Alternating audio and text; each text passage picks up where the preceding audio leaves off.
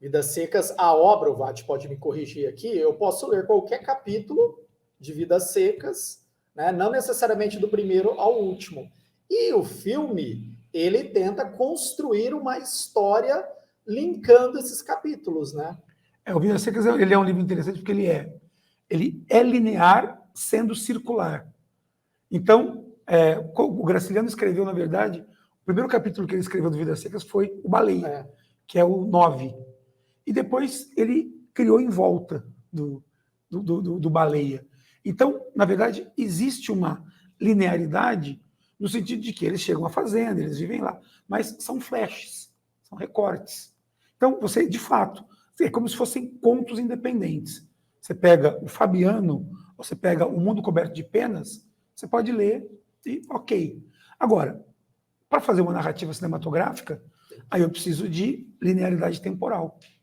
Storytelling, né? Sim. Que é a história mesmo, do começo ao fim, que é isso que prende as pessoas, né? Justamente.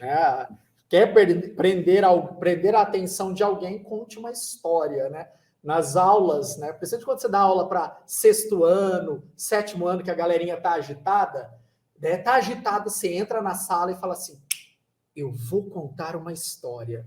Eles já param a bagunça e prestam atenção, né? Como o ser humano gosta de histórias. Tá, essas histórias, né? Tanto que foram colocadas na FUVEST, como foram colocadas na Unicamp. Você acha, né, na sua opinião, de professor que já tem uma baita de uma experiência, foram bem escolhidos? Né? Marília de Dirceu, né, que é uma obra assim. Eu estou me colocando agora como aluno. Eu olho aquilo e falo, poxa, mas essa obra, né, muito tradicional, né? Você vê o nome Marília de Dirceu e toda aquela história, soa esse lance um pouco tradicional. Você acha que essas obras, assim, elas abarcam mesmo uma estrutura de conhecimento literário para esse aluno galgar o ensino superior? Eu penso o seguinte, e é muito pertinente a tua pergunta, porque tem muita gente que tem uma visão. Esses tempos atrás até teve uma polêmica, faz uns 2 anos talvez, não me lembro quem foi, um youtuber famoso aí. Os estudantes não leem porque são obrigados a ler clássicos. E isso é uma bobagem e tal, do alto do seu conhecimento literário, né? Enfim, não é a praia do cara. De repente ele é até um cara legal, mas aí ele falou que é meio que uma bobagem. Por quê? Veja, no mundo todo se discute isso.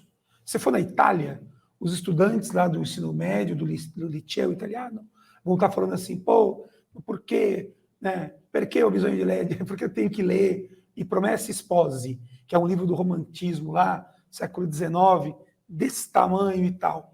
Por que eu tenho que estudar Guido Cavalcanti, que é um poeta lá do século XIV e tal? Por que eu tenho que ler Dante? Sei lá, entendeu?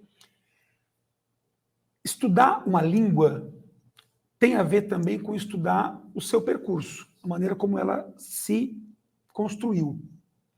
E estudar uma cultura tem a ver com estudar as manifestações literárias que essa cultura produziu ao longo do tempo. Abandonar o passado simplesmente me parece uma atitude, no mínimo, perigosa. Seria como dizer, não vou mais estudar história. Porque é mais ou menos a mesma coisa. Então, como está acontecendo muito fato novo hoje, eu vou estudar só os fatos novos e não vou mais estudar o que aconteceu no Iluminismo ou em Roma. Isso não faz sentido. Não faz sentido não estudar história, como não faz sentido não estudar a literatura que construiu nossa língua. E aí, a relevância da obra, Marília de Dirceu é relevante? Extremamente relevante. Por quê? Poxa, nós estamos falando de uma obra que foi produzida num contexto da construção de uma identidade burguesa, do início, né, do embrião da construção do que viria a ser a identidade cultural brasileira, literária. Né? No arcadismo a gente está falando, a gente está obviamente num período colonial, e a gente só vai falar em processo de independência pelo menos 70, 80 anos depois, mas é ali que começa. Você tem o Caramuru e o Uruguai, que são 2 poemas épicos do arcadismo que vão, pela primeira vez, trabalhar o indianismo, né? Trabalhar a imagem do nativo. E no Marília de Dirceu, apesar de você ter um modelo clássico, apesar de você ter esse diálogo aí com marca europeu, você está falando de um cara que foi historicamente relevante. O Tomás Gonzaga participou da Inconfidência, né? Foi um cara que, sim, defendeu ideais burgueses, defendeu a classe dele e tal, mas, de uma forma ou de outra, ele tem relevância histórica.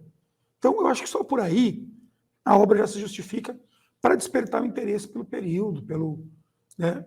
E a obra em si também é muito bem escrita. Eu acho que não se deve abandonar nada, né? Às vezes, quando você está dando aula no primeiro ensino médio, ou no começo do ano, no cursinho, você vai falar de literatura medieval, das cantigas e tal, e o cara fala assim, nossa, mas a troco do quê? Estudar um negócio que foi escrito lá no século XII. Eu falo, quer ver uma coisa? Cantiga de amor e cantiga de amigo. São as que a gente estuda lá no trovadorismo. Qual que é o tema das cantigas de amor? O amor impossível. Qual que é o tema das cantigas de amigo? O amor ausente. É quase uma música sertaneja. Quer dizer, na verdade, o embrião da nossa identidade cultural, daquilo. Se tivesse uma cantiga de corno, pronto, estava completo. A trilogia das únicas coisas que a música sertaneja fala. E isso está lá no século XII.